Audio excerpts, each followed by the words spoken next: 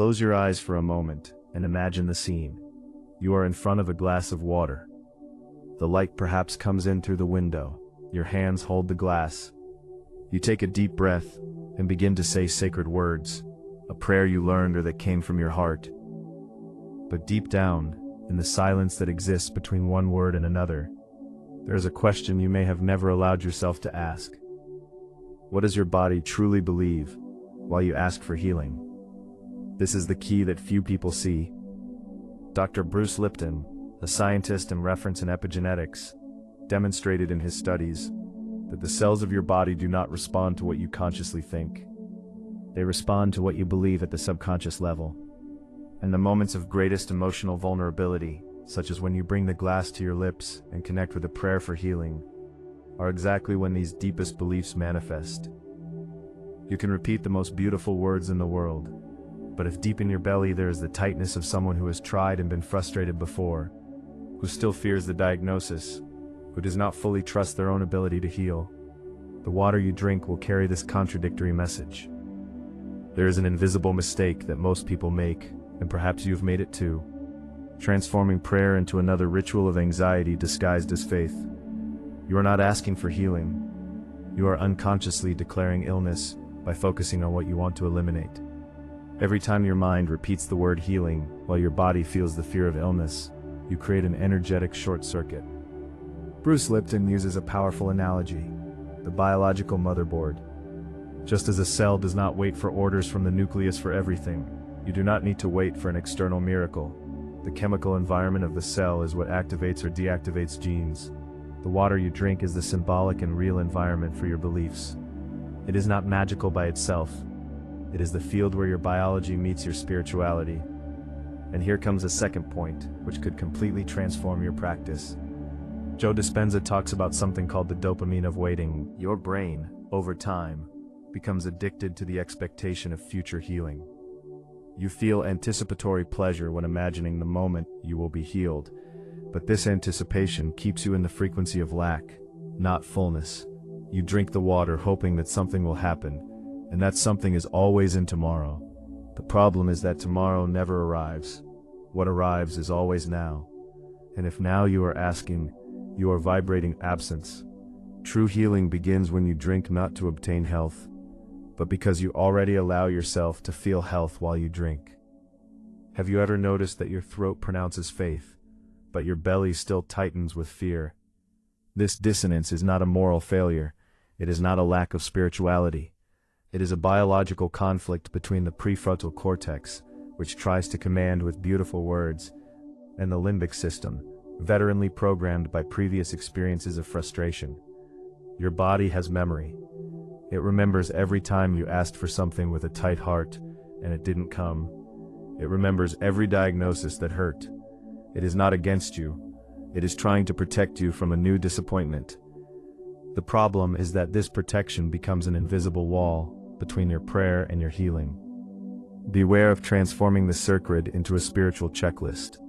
When you mentally establish that you need to say the prayer correctly, or at the right time, or with the exact intonation, or holding the glass in a specific way, your body enters a subtle state of alert. Bruce Lipton calls this misguided cellular protection. The immune system does not strengthen under constant vigilance. It expands when you let your guard down, when you trust without needing to control every detail. Mechanical prayer is like a security guard who keeps walking around a protected house. He is so busy watching that he doesn't realize that peace already lives inside. There is a fatal mistake that few people notice. You use water as a messenger for your anxiety. Every time you drink and immediately scan your body looking for signs of improvement, you are teaching your nervous system that healing is a threat that has not yet arrived. The liquid passes through your cells carrying the frequency of distrust. It is as if you sent a mail carrier with a love letter, but sent a policeman along to see if the mail carrier will deliver it properly. The water does not know what to do with so much contradiction. It merely reflects back what you emitted. The silent factor that sabotages your frequency is very subtle. You may be repeating the most powerful prayer in the world, but if your eyes contract slightly when you remember the diagnosis, if your shoulders rise half a centimeter when you swallow, If your breath holds for a second before you begin the prayer, your electromagnetic field has already sent a previous command to the water. It is not the word that matters first. It is the state of your body in the moment of silence that precedes the word. The body never lies. It shows exactly what you believe. Imagine the metaphor of the gardener who waters the weeds while asking for flowers. Every morning he takes the watering can, waters the soil carefully, says beautiful words about roses and sunflowers, but his eyes are fixed on the thorns that grew yesterday. His attention is on the wilted leaves. His breathing quickens as he passes by the soil that has not yet sprouted. The water he pours is not to blame. The intention is not to blame. The problem is that energy follows focus, and the focus was on absence, not presence. You are no different. When you drink water asking for healing, but your attention is on the illness, you are watering exactly what you do not want to grow. Here is a little-known concept that could completely reconfigure your practice. Water does not retain your conscious intention. It responds to the energetic field you emit when you are not trying to control anything. Dr. Bruce Lipton explains that the subconscious processes 40 million bits of information per second, while the conscious mind processes only 40. When you pray focusing on the right words, your conscious mind is busy, but your subconscious continues running the old programs of biological distrust. It is as if you are tidying the front room of the house while the entire basement is flooded. The water you drink comes into contact with the basement, not the tidy room. The expectation breaker that turns the game around is surprising. You do not need a perfect prayer. You need 1 second of true surrender. Joe Dispenza demonstrated in neurofeedback studies that the brain does not distinguish a lived experience from one imagined with total emotion. If for 1 second while drinking the water, you feel healing as if it has already happened, without waiting for it, without asking for it, just feeling it, just allowing your chest to expand as if relief were already there, that second is worth more than 30 minutes of prayer repeated with anxiety. Because in that second you are no longer asking, you are being. And the universe, the quantum field, the intelligence that organizes life, only knows how to respond to what you already are. There is an invisible mistake that few people notice. Most people drink water medicated with prayer and then continue talking about the illness, researching symptoms, comparing test results, retelling the story of the illness to others. You are doing two opposite things simultaneously. One hand plants the seed, the other pulls out the sprout as soon as it appears. It is not a lack of faith, it is a lack of awareness of how language reconfigures the nervous system. Every word you say about the illness, every story you repeat, every time you identify yourself as someone who is sick and seeking healing, you are writing a program in your subconscious, and that program runs automatically when you bring the glass to your lips. Here is a practical exercise to reconnect your vibration. Before drinking the water, place your hand on the glass and close your eyes for just 3 complete breaths. On the first breath, notice where in your body you hold the fear of illness. It could be a knot in your throat, a tightness in your chest, a tension in your stomach. Just notice, without judgment. On the second breath, thank that part of you for trying to protect. It is not your enemy. It just learned the wrong way to care. On the third breath, exhale, releasing the need to control the outcome, not to achieve healing, just to be present. Only then drink.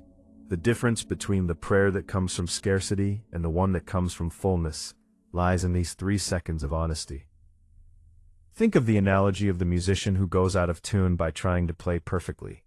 A pianist who worries too much about not making mistakes produces soulless music. Their hands become stiff, the sound comes out mechanical. The beauty lies in the musician who misses a note and continues as if that note were exactly what the music needed. Your prayer does not need to be perfect. It needs to be true. A sob of surrender is worth more than a controlled litany. Water is not impressed by beautiful words. It surrenders to vulnerability. It flows where it finds space. Be space. Do not be another wall of control disguised as devotion. There is a silent anguish that you might know well, the anguish of the internal clock. You want to get better yesterday. Each day that passes without the expected result seems like a confirmation that something is wrong. This urgency is not impatience. It is the legitimate fear that time is passing and you are losing the window of opportunity. But nature does not work that way. A seed does not grow faster because you dig the soil every hour to see if it has sprouted yet. Bruce Lipton talks about the biological time of epigenetics. Cells do not follow the time of your fear. They follow the time of coherence. They respond when you stop pushing the river and begin to trust the current. How dopamine blocks your manifestation without you realizing it. Joe Dispenza explains that the brain releases dopamine not only when you get what you want, but also when you anticipate that you will get it. The problem is that anticipation keeps you in the future. You are never present in the water you drink. You are in the imagined future where you are already healed. This constant projection teaches your nervous system that healing is something that is always arriving, never something that already is. It is like running after a horizon. No matter how far you advance, it moves at the same speed. As long as you are running, you never arrive. Healing arrives when you stop running and realize that the horizon was inside you all along. The secret to maintaining emotional coherence is subtle but absolute. When you desire healing, you vibrate at the frequency of absence. When you feel gratitude for healing, you vibrate at the frequency of presence. The difference is small in word, but gigantic in energy. A mother who has a missing child does not attract the child back by desiring them. Desiring maintains absence as a reference. She attracts when she connects with the certainty that the child is well, even without proof. It is not denying reality. It is choosing a higher frequency to inhabit, while reality reorganizes itself. Your water works like that. Drink not to obtain health. Drink because health is already the truth of your body, and water is merely the physical recognition of that truth. Let's dispel a common myth. Many people believe that repeating the same prayer 1,000 times multiplies the power by 1,000. That is not how it works. Repeating 1,000 times without the correct frequency multiplies the wear and tear on your attention. A single prayer made in a state of cardiac coherence, when your heart and brain are synchronized at the same frequency of about 0.1 Hz, has more transformative power than hours of mechanical repetition. Bruce Lipton calls this entering the unified field. It is not about quantity. It is about the vibrational quality of the moment you drink. A drop of water in the desert is more valuable than an ocean in the middle of a storm. It is not the volume, it is the thirst that is present. The metaphor of the river trying to hurry its current might help you rest now. A river does not reach the sea faster because it desires to. It reaches because it trusts the path. When it encounters a stone, it does not stop and ask the stone to leave. It goes around. It continues. It finds the crevice where the water passes. Sometimes it needs to carve a new bed. Sometimes it needs to wait for the rain to fill a drier stretch. But it never doubts that it will arrive. Your illness is a stone in your river. The prayer is the trust that there is a path your conscious mind does not see, but your biological wisdom knows. Drinking water with this trust is different from drinking with the urgency of removing the stone yesterday. It is drinking knowing that the stone is also part of the path.